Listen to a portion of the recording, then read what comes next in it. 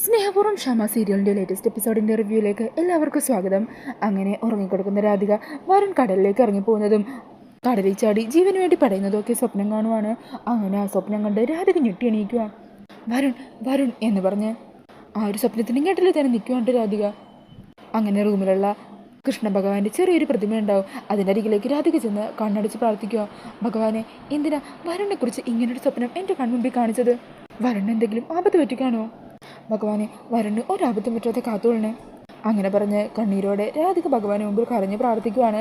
പിന്നീട് കാണിക്കുന്നത് കണിമംഗലത്തേക്ക് തിരിച്ചെത്തുന്ന ബിജുവിനെ ആണ്ടോ. ബിജു അങ്ങനെ സാറേ സാറേ എന്നും പറഞ്ഞ് അകത്തേക്ക് ഓടി ചെല്ലുക. ഈ സമയം ശബ്ദം കേൾക്കുന്ന ചന്ദ്രശേഖരൻ മുകളിലേക്ക് വരാൻ പറയുവാണ്ടോ. അങ്ങനെ ബിജു അങ്ങോട്ടേക്ക് ഓടി വരിക.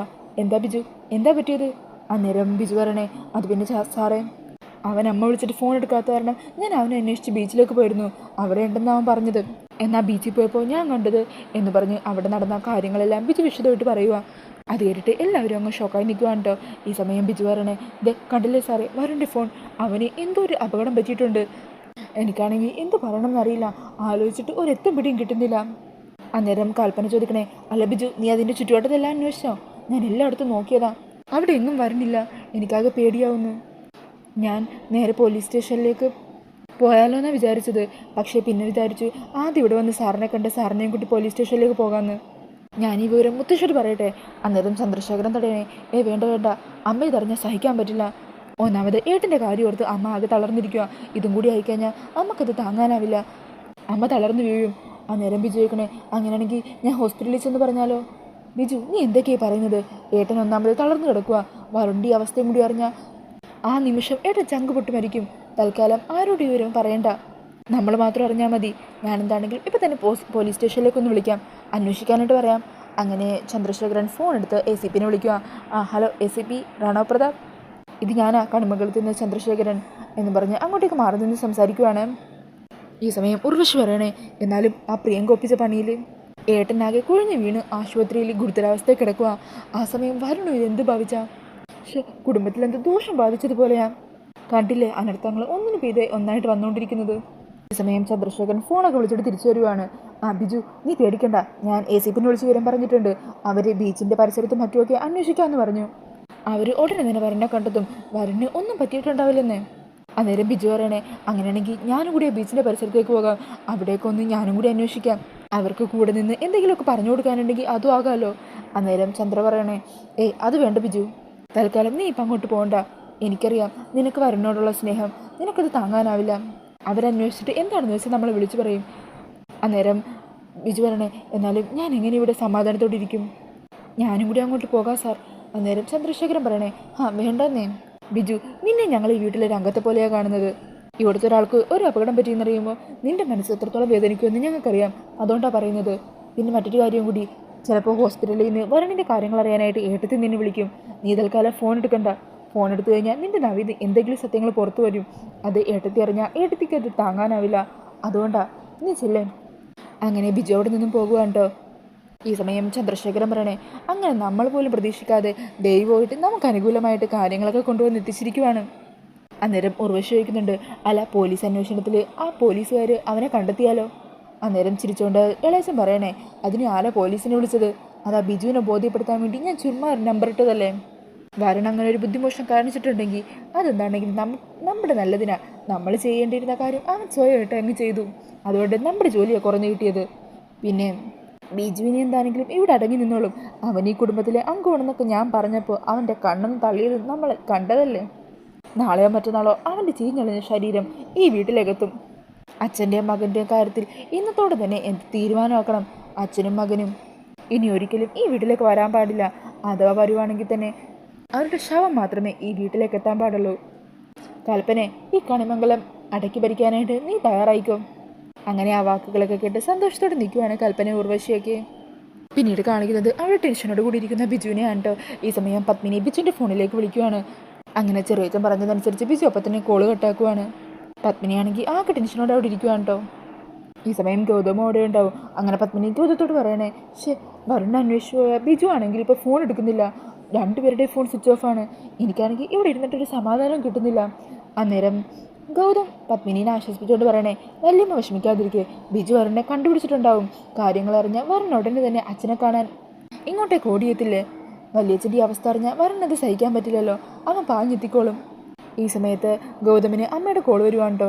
അങ്ങനെ ഗൗതം അവിടെ വെച്ച് തന്നെ കോൾ അറ്റൻഡ് ചെയ്യുവാം. ഹലോ, അതെ, നീ ഇതെവിടെയാ? ഞാനിവിടെ വല്യമ്മയുടെ അടുത്ത്. എന്നാലേ നീ അവിടെ നിന്ന് കുറച്ചങ്ങ് മാറി നിൽക്ക്, എനിക്ക് നിന്നോട് പ്രധാനപ്പെട്ടൊരു കാര്യം പറയണം. അന്നേരം ഗൗതം പറയണേ, ശരി വല്യമ്മേ, ഞാൻ ഇപ്പോൾ വരാവേ എന്ന് പറഞ്ഞാൽ കുറച്ചങ്ങ് മാറി നിന്ന് ഫോണിൽ സംസാരിക്കുക. എന്താമ്മേ?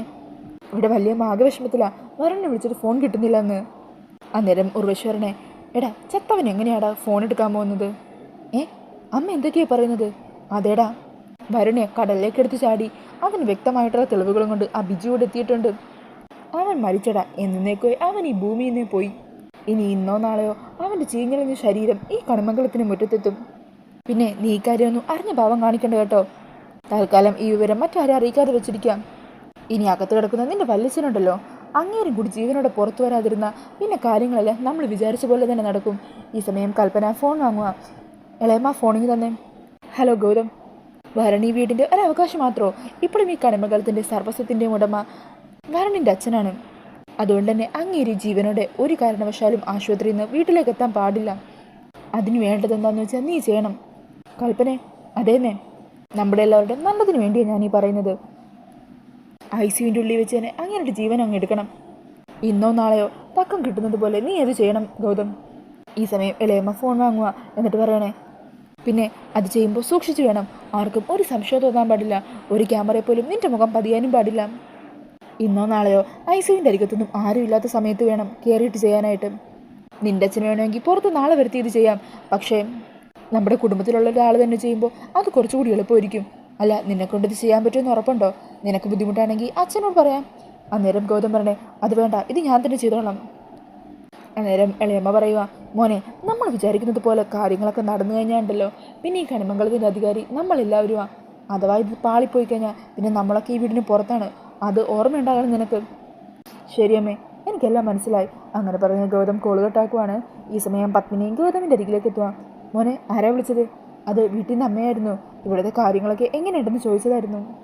എന്നോട് വല്യമ്മയുടെ കൂടെ തന്നെ ഉണ്ടാവണമെന്ന് പറഞ്ഞു. പിന്നീട് കാണിക്കുന്നത് അടുത്ത ദിവസം ഫോണിൽ നോക്കിയിരിക്കുന്ന പ്രിയങ്കേനാണ് കേട്ടോ. ഈ സമയം മുത്തശ്ശി പ്രിയങ്കയുടെ അരികിലേക്ക് വരുക. മോളെ, വരുൺ മോളെ ഇന്നലെ ഫോണിൽ വിളിക്കാൻ പറ്റുമോ ചെയ്തോ? ഇല്ല മുത്തശ്ശി. ഈ വരുണത് എന്ത് ഭാവിച്ചാ? വീട്ടിൽ നിന്ന് ഇറങ്ങിപ്പോയി കഴിഞ്ഞാൽ പിന്നെ ആരെയും വിളിക്കുകയില്ല, ഒന്നും പറയുകയില്ല, വെറുതെ ബാക്കിയുള്ളവരെ ടെൻഷൻ അടിപ്പിക്കാനായിട്ട്. ഈ സമയം കൽപ്പന അങ്ങോട്ടേക്ക് വരിക. എന്താ മുത്തശ്ശി, എന്തു പറ്റി? വരുണിനെ കുറിച്ച് ഇതുവരെയായിട്ട് ഒരു വിവരവും ഇല്ലല്ലോ. എനിക്കാണെങ്കിൽ ആലോചിച്ചിട്ടൊരു സമാധാനവും ഇല്ല. അന്നേരം കൽപ്പന പറയണേ, മുത്തശ്ശി പേടിക്കുകയൊന്നും വേണ്ട, വരുൺ ഹോസ്പിറ്റലിലുണ്ട്. നിന്നോട് താര് പറഞ്ഞു? അത് ചെറിയച്ഛൻ പറഞ്ഞതാ. ആണോ? അങ്ങനെയാണെങ്കിൽ ഞാനും കൂടി ഹോസ്പിറ്റലിലേക്ക് പോകാം. ഇവിടെ ഇങ്ങനെ നിന്നിട്ട് ഒരു സമാധാനവും ഇല്ല. അന്നേരം കൽപ്പന പറയണേ, അല്ല മുത്തശ്ശി ഇപ്പോൾ പോകണ്ട, മുത്തശ്ശിക്ക് നമ്മൾ വയ്യാത്തതല്ലേ, ഇനി അവിടെ പോയി വെറുതെ ഇങ്ങനെ വിഷമിക്കണ്ട. ഇവിടെ നിന്നാലും അവിടെ നിന്നാലും കണക്ക് തന്നെയാണ്. ഇവിടെ നിന്നിട്ടാണെങ്കിൽ ഒരു സമാധാനം ഇല്ല. അവിടെ പോയി നിന്ന് കഴിഞ്ഞാൽ ഡോക്ടറോട് പറഞ്ഞ് ഇടയ്ക്കിടയ്ക്കൊന്ന് പരമേശ്വരനെ കാണുകയെങ്കിലും ചെയ്യാമല്ലോ. അന്നേരം കൽപ്പന പറയണേ, എൻ്റെ മുത്തശ്ശി ഇപ്പം അങ്ങോട്ട് പോയാലും അച്ഛനെ കാണാനൊന്നും പറ്റില്ല. പിന്നെ അതുമാത്രമല്ല, മുത്തശ്ശി അങ്ങോട്ടേക്ക് കൊണ്ടുവരണ്ടെന്ന് അമ്മ എന്നെ വിളിച്ചപ്പോൾ പ്രത്യേകം പറഞ്ഞിരുന്നു. ഇനിയിപ്പോൾ ഞങ്ങളുടെ വാക്ക് ധിക്കരിച്ച് മുത്തശ്ശി പോയി കഴിഞ്ഞാൽ ഞങ്ങൾക്ക് മുത്തശ്ശിയെ നോക്കാനും കൂടി പറ്റില്ല എന്ന് പറഞ്ഞ് ഞങ്ങൾക്കായിരിക്കും കുറ്റം വരാൻ പോകുന്നത്. അതുകൊണ്ടാണ് മുത്തശ്ശി ഞാൻ പറയുന്നത്. ഓ ശരി ശരി, ഇനി ഞാൻ കാരണം നിങ്ങൾക്ക് വഴക്ക് കേൾക്കണ്ട. ഈ സമയം കൽപ്പന പറയണേ, ശരി മുത്തശ്ശിക്ക് അത്രയ്ക്ക് ആഗ്രഹം ഉണ്ടെങ്കിൽ വൈകിട്ട് ഞാൻ മുത്തശ്ശിയും കൂട്ടി ഹോസ്പിറ്റലിലേക്ക് കൊണ്ടുപോകാം. എന്നിട്ട് മുത്തശ്ശി അച്ഛനെ കയറിക്കണ്ടോ. വൈകിട്ടാകുമ്പോഴേക്കും അച്ഛനെ ചിലപ്പോൾ റൂമിലേക്കൊക്കെ മാറ്റിയിട്ടുണ്ടാവും. എന്നാൽ ശരി, അങ്ങനെ ചെയ്യാം. അങ്ങനെ പറഞ്ഞ് കൽപ്പന അവിടെ നിന്നും പോകുവാണ്ടോ. ഈ സമയം പ്രിയങ്ക മുത്തശ്ശിയോട് പറയണേ, എന്നാലും മുത്തശ്ശി, ഞാൻ കാരണമല്ലേ അച്ഛൻ ഈ അവസ്ഥ വന്നത്. എനിക്ക് ഭയങ്കര സങ്കടമുണ്ട്. അച്ഛന് വേണ്ടി ഞാൻ മനസ്സൊരുക്കി പ്രാർത്ഥിക്കുന്നുണ്ട്. അങ്ങനെ ഈ സമയം ഇതൊക്കെ താഴെ നിന്ന് കൽപ്പന കേൾക്കുന്നുണ്ടാവും. അന്നേരം കൽപ്പന പറയണേ, അവൾ സ്നേഹം ഭാവിക്കുന്നു. ഓരോന്ന് പറഞ്ഞതുപോലെ മയക്കി മുത്തശ്ശിയെ കയ്യിലെടുത്ത് ഇവിടെ പറ്റിക്കൂടാനായിരിക്കും അവളുടെ വിചാരം. നിന്നെ ഞാൻ ഈ വീട്ടിൽ നിന്ന് അടിച്ചിറക്കുന്നുണ്ടടി, കണ്ടോ നീ. അങ്ങനെ പറഞ്ഞ് കൽപ്പന താഴത്തേക്ക് ഇറങ്ങിപ്പോകുകയാണ്. പിന്നീട് കാണിക്കുന്നത് റൂമിലെ ടെൻഷനോട് കൂടി ഇരിക്കുന്ന രാധികേനെയാണ്. എന്നാലും എന്തുകൊണ്ടായിരിക്കും ഇന്നലെ ഞാൻ വരുണിനെക്കുറിച്ച് അങ്ങനെ ഒരു സ്വപ്നം കണ്ടത്? വരുണിന് എന്തെങ്കിലും സംഭവിച്ചാണോ? ഒരു സമാധാനമില്ലല്ലോ. എന്നിട്ട് ഫോണെടുത്ത് ആരെയോ വിളിക്കാൻ വേണ്ടി കുറേ നേരം ആലോചിക്കുന്നു. എന്നിട്ട് രണ്ടും കൽപ്പിച്ച് വിളിക്കാമെന്ന് പറയുവാണ്. പ്രിയെ തന്നെ വിളിക്കാം. അങ്ങനെ പറഞ്ഞ് പ്രിയങ്കയുടെ ഫോണിലേക്ക് വിളിക്കുക. ഹലോ, എന്താ ചേച്ചി? മോളെ പ്രിയങ്കെ, ഞാൻ വരുണിൻ്റെ കാര്യം ചോദിക്കാനാണ് വിളിച്ചത്. വരുണിനെക്കുറിച്ച് ചേച്ചി എന്തിനാണ് അന്വേഷിക്കുന്നത്? അത് പിന്നെ മോളെ, ഇന്നലെ ഞാൻ വരുണിനെക്കുറിച്ചൊരു സ്വപ്നം കണ്ടു. അന്നേരം പ്രിയങ്കയ്ക്ക് അങ്ങ് ദേഷ്യം വരുക. ചേച്ചിക്ക് നാണമില്ലേ സ്വന്തം അനിയത്തിയുടെ ഭർത്താവിനെ കുറിച്ച് സ്വപ്നം കാണാൻ? സ്വന്തം അനിയത്തിയുടെ ഭർത്താവിനെ തട്ടിയെടുക്കണമെന്നുള്ള ആഗ്രഹത്തോടെയല്ലേ ജീവിക്കുന്നത്? അപ്പം പിന്നെ അങ്ങനെയൊക്കെ കണ്ടില്ലെങ്കിലല്ലേ അത്ഭുതമുള്ളൂ. നിങ്ങളുടെ കഴുത്തിൽ വരൻ അറിയാതൊരു താലി കെട്ടി ആ കാര്യം ഇടയ്ക്കിടയ്ക്ക് ഓർമ്മിപ്പിക്കാനാണോ ഇങ്ങനെയൊക്കെ വിളിക്കുന്നത്? അയ്യോ മോളെ, അങ്ങനെയൊന്നുമല്ല. ഞാനിന്നലെ രാത്രി വരൻ എന്തോ ഒരു അപകടം പറ്റുന്ന പോലെ സ്വപ്നം കണ്ടത്. അതുകൊണ്ടാണ് നിന്നെ ഒന്ന് വിളിച്ച് ചോദിക്കാമെന്ന് വിചാരിച്ചത്. അന്നേരം പ്രിയങ്ക ആണെങ്കിൽ പൊട്ടിത്തെറിക്കുക. നിങ്ങളെ എൻ്റെ ജീവിതം നശിപ്പിക്കാനാണ് ശ്രമിച്ചുകൊണ്ടിരിക്കുന്നത്. വരനെ കുറിച്ച് അവലാതിപ്പെടാൻ ചേച്ചി ആരാ വരണ്ട്? പ്രിയങ്ക, ഞാൻ പറയുന്നൊന്നും നീ കേക്ക്. ഈ സമയം മുത്തശ്ശി റൂമിലേക്ക് വരിക. അങ്ങനെ മുത്തശ്ശിയെ കാണുന്നതും രാധിക ഫോൺ മാറ്റി വെക്കുക. എന്താടി, ആരാടി നീ ഫോണിൽ സംസാരിക്കുന്നത്? ഒന്നുമില്ല മുത്തശ്ശി, നീ ഫോണിങ് തന്നെ.